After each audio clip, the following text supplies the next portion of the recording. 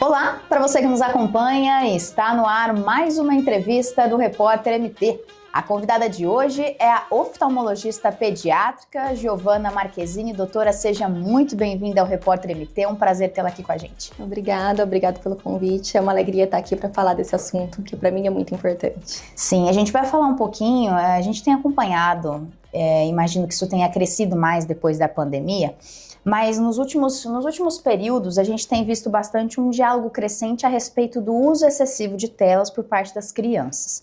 Nós adultos já estamos vendo um pouco dessa realidade, até que nem eu comentei nas entrevistas que tivemos mais cedo, quando a gente vai no restaurante, num barzinho, se encontrar com amigos, sempre tem uns ou um do grupo que acaba ficando ali, tá conversando aqui, mas fica uns 20, 30 minutos no telefone, vendo coisas que poderia ver em casa, né? Nada urgente. E as crianças também estão muito nessa robotização, né? Podemos dizer assim. As crianças hoje, difícil você encontrar uma criança que você vê ela brincando com outra ali, sabe? Tendo aquele contato mesmo de criança. Hoje a maioria também está no telefone.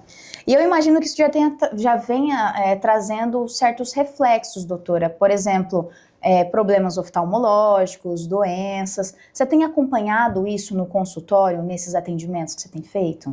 Claro, isso é uma verdade, né? Então, para trazer aqui alguns dados científicos dessa escada que nós estamos subindo, antes da pandemia, nós já tínhamos alguns estudos japoneses que mediam que a população, mais ou menos em 2050, 50% da população seria míope, né?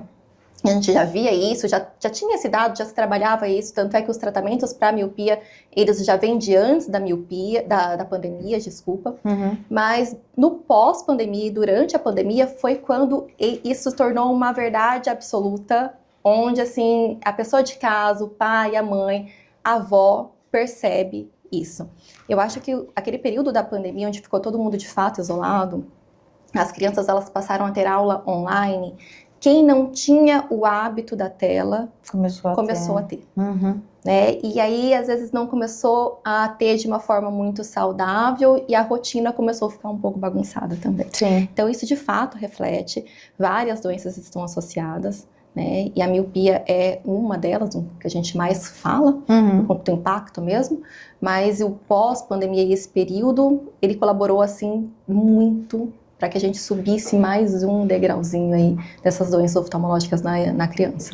A gente falando sobre miopia, doutora, numa situação hipotética e que pode até estar acontecendo, a gente não sabe necessariamente, cegueira pode acontecer por causa do uso excessivo de telas, a criança chegar... Porque miopia é a dificuldade de enxergar de longe, assim isso. Como eu tenho também, a gente estava conversando sobre isso no começo, bem antes de começar a entrevista, mas a ponto da criança desenvolver um problema relacionado à cegueira mesmo, perder uma porcentagem da visão por causa das telas. Então, aqui a gente precisa entender, porque nós temos o míope, a miopia, que é uma pessoa que tem lá até seus 3, 4 graus de miopia, a gente coloca um óculos, a visão fica saudável, fica boa, limpa.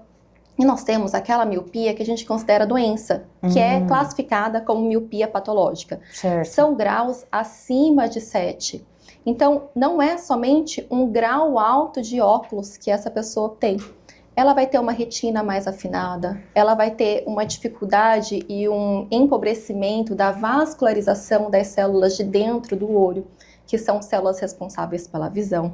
Então, essas outras doenças é que podem levar à cegueira, não necessariamente a miopia. Entendi. Mas todos os outros fatores que acontecem numa miopia de grau elevado, que seria uma miopia patológica.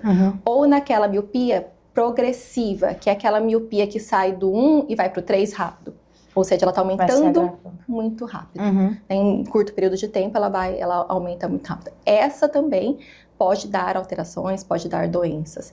E pode, é claro, evoluir para cegueira em algum momento da vida. É como se o impacto direto do uso das telas fosse a miopia, e aí com a miopia e já com o uso contínuo dessas telas evoluísse para a cegueira. Pode ser um dos causadores, mas não é um causador direto, diríamos. Exatamente. Então, assim, as telas, a gente fala muito delas, porque, infelizmente, ela está muito aderida, está muito inserida na rotina familiar hoje. Então, nós temos crianças de 0 anos, 6, 8 meses, que já têm acesso a celular e tablet. Né? Ele ficou aí como uma babá, ele ficou como um recurso que a família usa para acalmar a criança. Então, as telas nessas crianças, especialmente naquelas cujos pais são míopes, é que tem o fator negativo, né? Que vai trazer, então, aí como um fator de risco para que ela não só desenvolva a miopia, que ela desenvolva essa miopia de uma forma precoce, ou seja, na primeira infância, e aí, consequentemente, eu tenho muitos anos para essa miopia aumentar e fazer todos esses danos no olho da criança. No olho. Doutora, a gente falando sobre essa questão de idade, né? Como a gente acompanhou no período da pandemia, a gente precisava ficar em casa, isolamento social, então muitas vezes para entreter algumas crianças, o celular era a forma mais rápida, né? Era a babá mais econômica que a gente tinha, diríamos assim. Nesse sentido, o que os pais hoje, com essas crianças já envolvidas e vindo da pandemia, já estão ali o tempo todo no celular, o que os pais podem fazer ou como que eles podem agir para tentar talvez distanciar um pouco esse contato tão expressivo entre as crianças e as telas, seja elas quais forem? Acho que a primeira coisa que a família, né, porque isso tem que ser uma decisão do pai e da mãe. Não pode ser uma decisão da mãe de forma isolada. Tem até um caso que aconteceu comigo no consultório que me deixou, assim, a princípio sem reação. Era o pai e a mãe ali, a gente falando sobre esse tema, e a mãe discutindo com o pai porque ela não queria dar a tela, e o pai discutindo com a mãe, e eu ali como se fosse o juiz de paz, mediador. Então, assim, conselheiro aqui. Primeiro, o casal, enquanto família, eles precisam definir o rumo que eles querem ter, né? Não, a gente vai fazer isso ou a gente não vai fazer isso. É o primeiro caminho. E depois, nós como adultos, nós como pais, nós precisamos saber se nós sabemos de fato e estamos conseguindo usar essas telas com consciência. Eu sei que tem gente que trabalha diretamente com o celular, diretamente com o computador e tablet, né, quem vende, quem fica ali. Isso eu sei que ocorre, mas eu tenho que saber se eu sei utilizar aquilo. Se quando eu chego em casa para estar com os meus, eu de fato estou com os meus, eu não estou ali com a tela do meu celular. Porque a criança, principalmente a criança de 0 a 4, 5 anos, elas aprendem por observação. Elas não aprendem por um comando verbal que eu dou.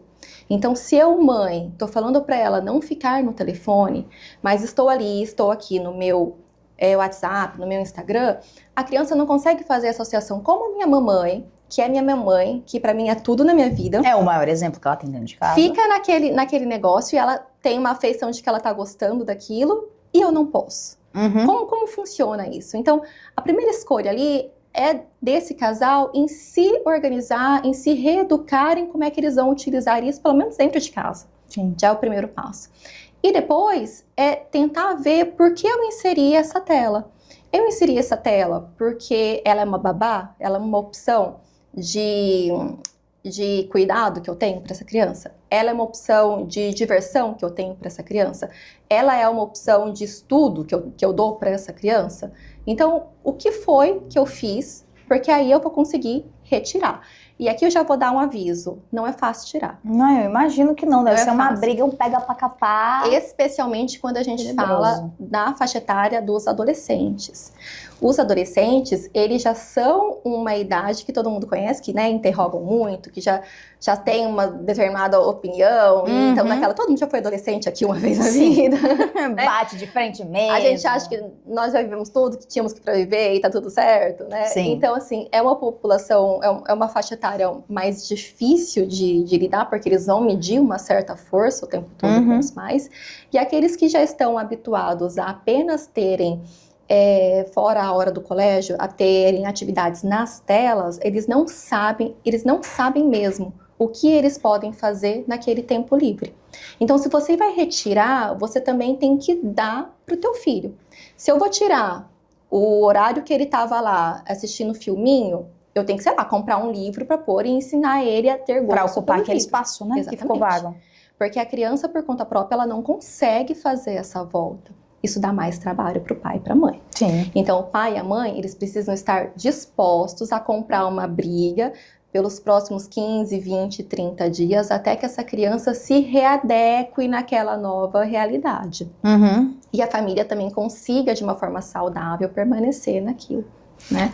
Doutora, falando de idade, a gente citando esse período de preocupação entre os 0 e 4 anos, tem uma idade mais adequada para inserir essas telas para essas crianças? Ou melhor, tem um tempo que as crianças podem ficar nas telas que é um tempo não tão prejudicial para aquela criança? Tem, assim, já existem estudos para isso, Uhum. né? Então, nós temos algumas cartilhas que elas são uma união da Sociedade Americana de Oftalmopediatria, a Sociedade Brasileira de Oftalmopediatria e aqui no Brasil também a Sociedade de Pediatria, ela também está junto nessas diretrizes. Então, o que a gente tem de orientação para as famílias? De 0 a 2 anos, não é para ter exposição às telas. E telas aqui, elas incluem celular, televisão, tablet, tudo.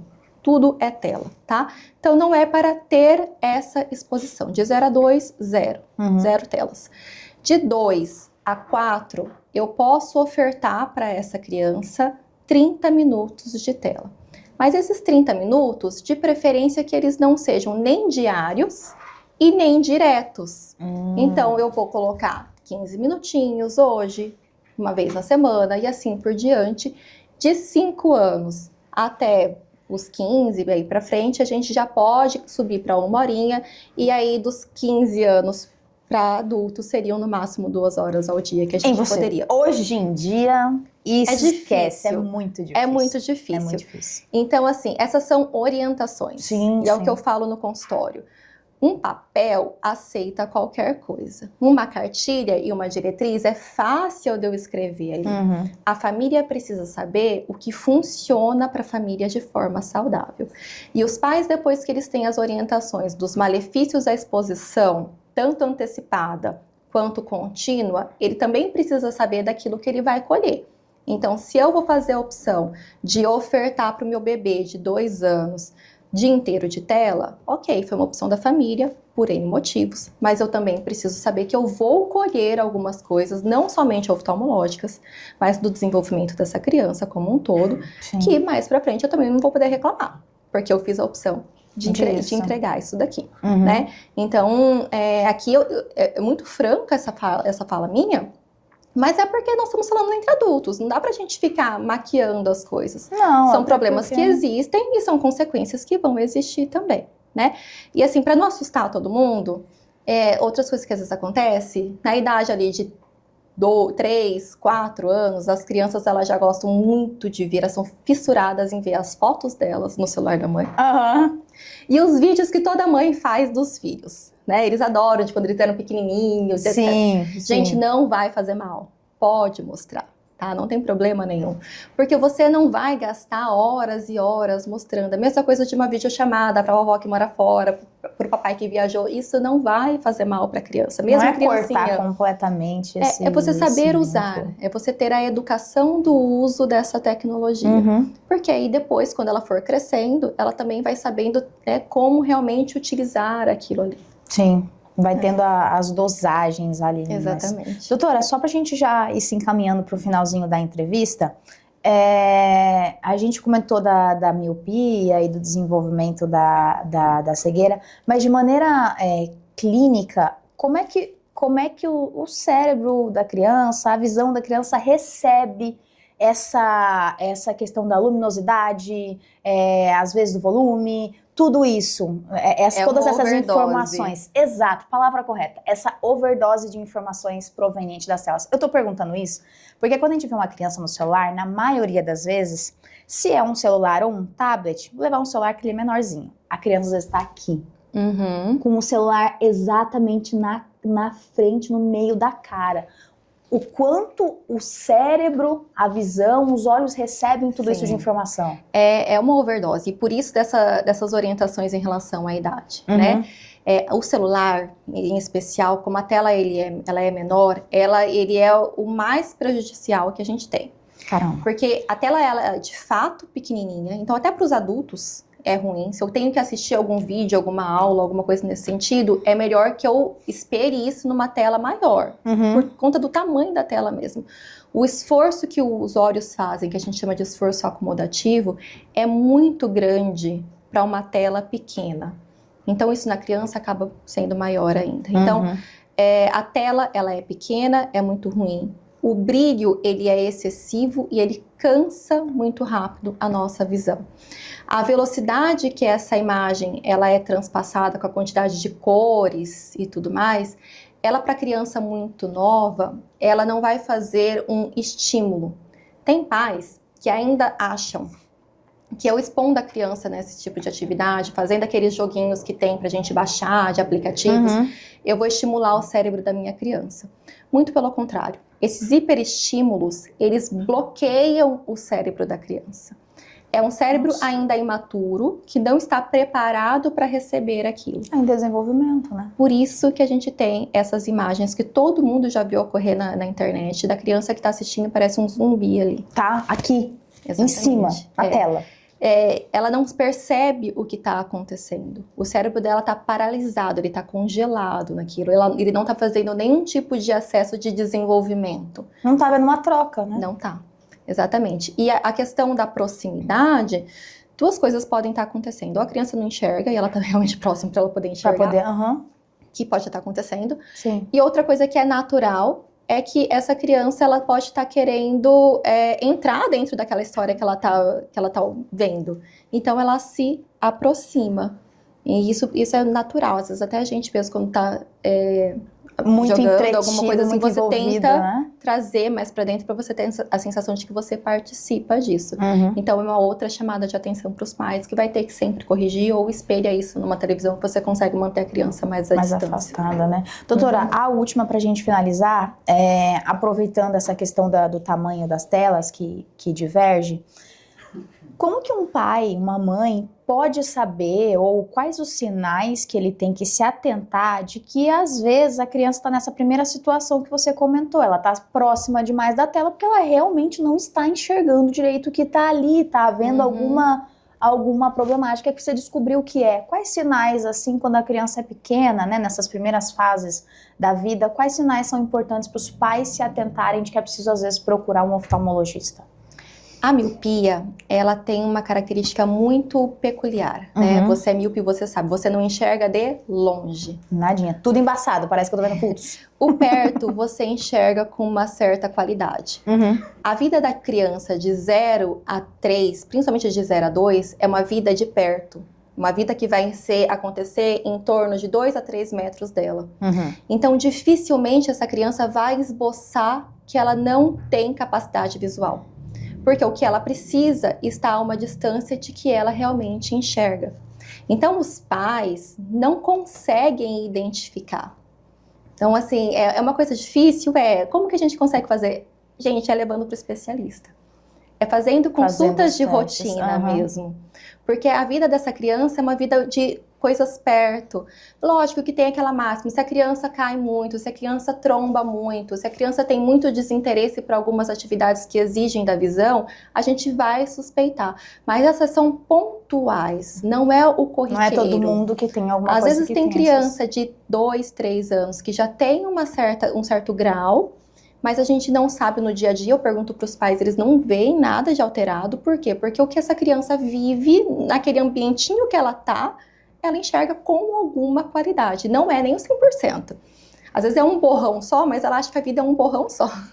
Porque é tudo muito novo, né? Então, assim, isso não tem muitos aspectos que dá para chamar muita atenção. A não ser casos extremos. Né? Sim. Casos extremos mas um ou outro também, um ou outro. É pontual. Doutora, queria te agradecer pela entrevista, por esses esclarecimentos, deixar também um espaço aberto para a sua finalização, lembrando que vai estar marcada lá para quem precisar tirar outras dúvidas, quiser ir no consultório, fazer um acompanhamento aí dos seus filhos, ou quem sabe até pedir um conselho de como fazer para tirar essa criança que está ali focada, vidrada no telefone e não larga de jeito nenhum. Doutora, mais uma vez, muitíssimo obrigada pela sua presença aqui. Eu agradeço o espaço. Eu quero deixar aqui uma pergunta para os pais. Depois de tanto esclarecimento, de tanto conhecimento que vocês adquirem aqui, e também eu sei que vocês leem na internet, o que vocês fazem com isso tudo? Porque uma coisa é a gente ter o conhecimento e outra coisa é a gente ter a decisão de pôr em prática. Então não adianta só a gente consumir, a gente tem que tomar a decisão de mudar. Então essa é a pergunta que eu deixo aqui para os pais. E assim chegamos ao fim de mais uma entrevista. Esses e outros conteúdos você confere no site repórtermt.com. Até a próxima!